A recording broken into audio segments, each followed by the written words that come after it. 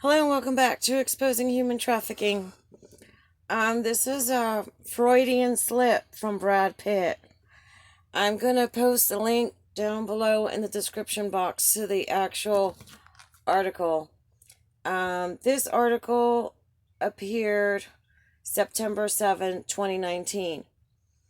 And it says Brad Pitt didn't realize he was playing a Nazi. He's referring to the movie 7 Years in Tibet. And this is really interesting. I'm not going to read the entire article. You can go ahead and do that. But it says, like, halfway down, it says he also expressed his frustration over the fact that part of his character wasn't explored. Okay. And supposedly, the character that he played had been a Nazi previously. And it goes on to say is that the film did not cover the character's early involvement in the Nazi Party, which he joined in 1938. He never fought the war because he went on a mountaineering expedition and in 1939 ended up in an internment camp in India when the fighting broke out. Okay, so that is, if we do our math, that is 10 years, okay? Now, when we go on, this is where Brad Pitt, his bitching comes out. And let me tell you, Brad Pitt, he whines like a 13-year-old boy when he's bitching. Okay, he throws a little temper tantrum. He loses his cool, and at times his voice will even crack. And here goes the quote. "We now immediately toss people aside for something they did 30 years ago, instead of looking at who they are now and what they have learned," he says. "We're all goddamn human, for Christ's sake. We should be supporting each other's growth and missteps, because everyone made them to some degree or another. I understand there are certain crimes, and crimes must be paid for. I'm not denying that in any way. But I'm interested in where the person ended up." All right. This article came out September of 1989. What happened 30 years ago? July 20th, 1989, on Chatsworth Street. In Lemner Street in Chatsworth, California, at George Bermudez Jr.'s townhouse, where Hollywood elite, world leaders, celebrities, musicians, and law enforcement, and your everyday run-of-the-mill disgusting Satanists, men and women, and an underage 15-year-old Alex Jones all gang raped me. I don't consider that a misstep. And what did he do in those 30 years? He kept coming back. He kept giving them money because they were extorting some tapes from when they had gotten him too, instead of coming forward, because he was in a position of power with his fame. He didn't use his fame correctly. He had the money to hire real security if he was that worried about his safety. And he had the money, and he still does have the money, if they haven't bled him dry, to start a campaign against human trafficking, but he hasn't. So he joined organized crime within those 30 years. He's funded organized crime.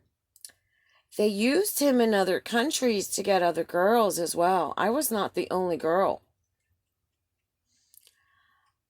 Let's see. He's covered up for them. Bought them luxuries. He bought my stepfather a mason ring, solid gold. bought my stepfather all kinds of designer Tommy Hilfiger clothes. Paid for his trips, first class seats, 5-star accommodations, great restaurants. And then what else did he do? He interfered with my social life, turning my friends against me, making problems between me and boyfriends so that they would dump me. He killed my babies. He let them cripple me. Then he bribed my attorney in court so that I couldn't get justice. And the Satanist, child molester, pedophile woman could be set free to do this to other people. He killed my animals. He had another one of my cats killed to try to remind me of what had gone on. He drove me from my home because he broke into my home and brought Satanists in. He sodomized me. He had me sexually assaulted as well. And he had me trafficked again because they were filming all those and made new porn videos. So let's see. Which is the misstep? Because I'm not catching it. And what has changed in 30 years? Well, a lot has changed. It's gone from bad to worse. And no, I'm not interested in knowing where a freaking punk criminal ended up becoming just a big member in organized crime and funding it. He has nothing to be proud of. He cheated his way into Hollywood. I bet you there's at least 1,000 boys that would have been way better actors given the chance. And we got mediocre Brad Pitt. You know, Brad Pitt was told that the most he could aspire to was modeling because of his looks. But he didn't have it. He didn't have the talent. And he cheated all those other boys that could have really done some good acting. And by funding this organization, he's ruined other people's lives. People have died. And, you know, he just wants to be forgiven for his little misstep. No, that's not a misstep.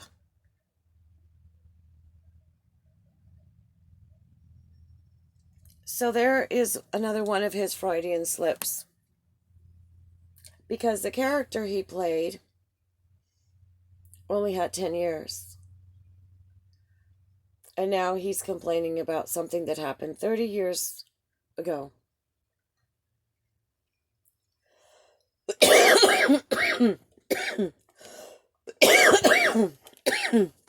30 years after what happened to me happened.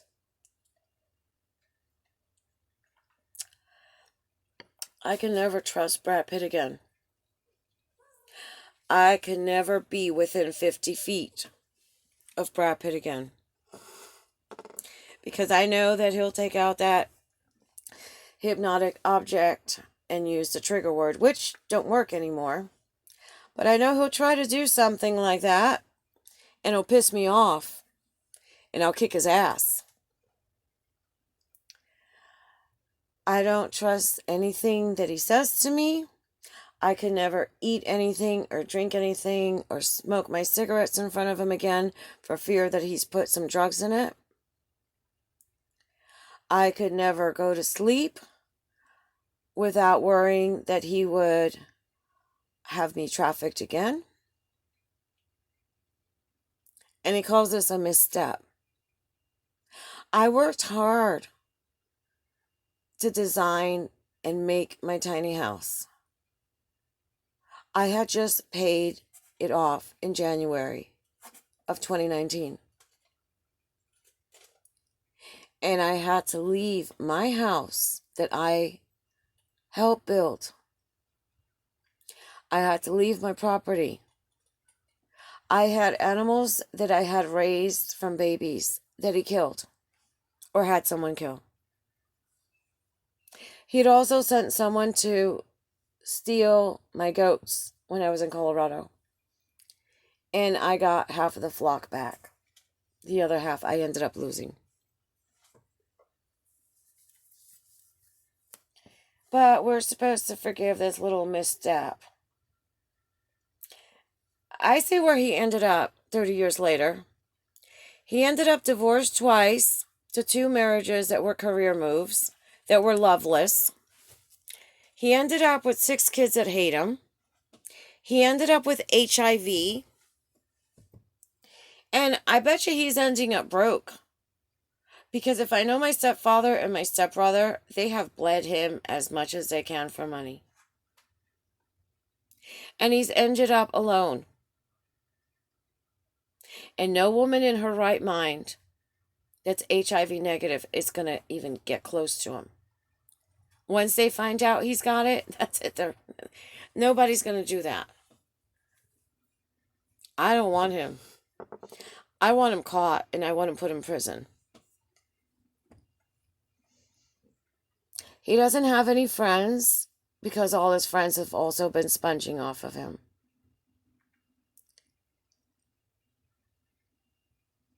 You know, as for his immediate family, his parents and his brother and sister, who knows? Those people are messed up too. Remember, it was his father that took him and Julia Roberts to the satanic ritual in 1974, September 1974 in Manhattan at the Masonic Lodge. And I've posted videos about that. So what does Brad Pitt have for him? That he has a Harley Davidson motorcycle, that he has a Tesla, that he has a house and some property. He has nobody to really enjoy it with. He just has a bunch of parasites.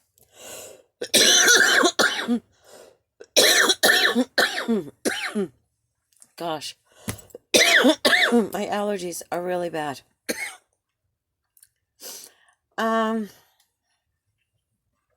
He just has a bunch of parasites